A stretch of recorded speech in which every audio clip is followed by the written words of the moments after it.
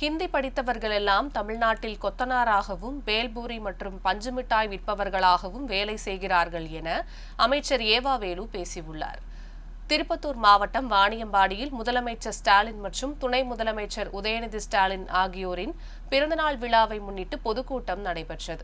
இதில் சிறப்பு அழைப்பாளராக பொதுப்பணி மற்றும் நெடுஞ்சாலைத்துறை அமைச்சர் ஏவா வேலு கலந்து கொண்டு 2000 பேருக்கு இலவச கேஸ் அடுப்பு வழங்கினார். கூட்டத்தில் பேசிய அமைச்சர் ஏவா வேலு, ஹிந்தியை தாய்மொழியாக படிக்கின்ற உத்தரப்பிரதேசம், பீகார், டெல்லி, மத்திய பிரதேச மாநில மக்கள் எல்லாம் விரிவடைந்து அமெரிக்கா, ஜெர்மன், லண்டனில் வேலை பார்க்கிறார்களா என்று கேள்வி எழுப்பினார்.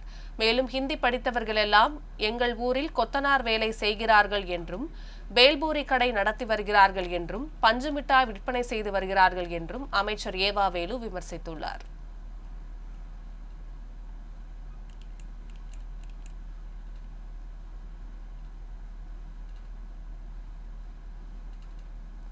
தாய்மொழியாக படிக்கிற உத்தரப்பிரதேஷ், இந்தியை தாய்மொழியாக கொண்டிருக்கிற பீகார், இந்தியை தாய்மொழியாக கொண்டிருக்கிற டெல்லி, இந்தியை தாய்மொழியாக கொண்டிருக்கிற மத்திய பிரதேசம், அங்க படிக்கிற இந்தி எல்லாம் படித்தார்கள்.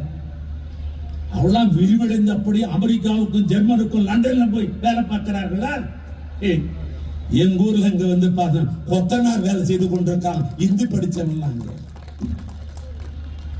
பேல்பூரி கடை நடத்தி கொண்டிருக்கிறான் இந்தி படிச்சுட்டு வந்து எங்க ஊர்ல. இந்த பசங்க விரும்பி சாப்பிடறாங்களே ஏதோ ஒரு புசு புசுன்னு முட்டாய்,